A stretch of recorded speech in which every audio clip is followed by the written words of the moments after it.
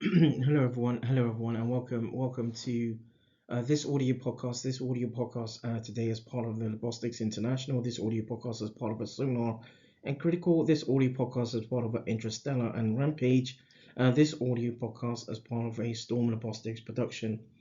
Through this audio podcast and sort of completing or finalizing this audio podcast series, a look at sort of some of the projected outcomes in around some in around some projected works, sort of projected works.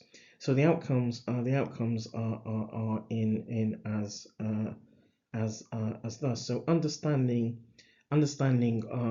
how children and young people cope with different forms of disease or conditions should be an integral part of kidney care.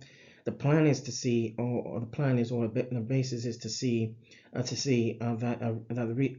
the projected works would look to take place between 18 to 24 months, with a plan to see a sort of collaborative a collaborative national coping guideline for children and young people in chronic kidney disease and other healthcare conditions or other conditions, and at the same time, an anticipated co-developed national study guideline, national coping guideline would sort to be a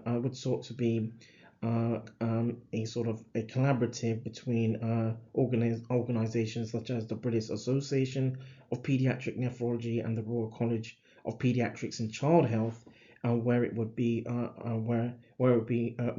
offer an evidence-based solution implemented and led by specialists in kidney care for children and young people in around between nationally and potentially internationally also. So that draws on this audio podcast to a close. This audio podcast is part of a Labostix International. This audio podcast is part of a Sonar and Critical. This audio podcast is part of an Interstellar and Rampage. And this audio podcast as part of a Storm Labostix production.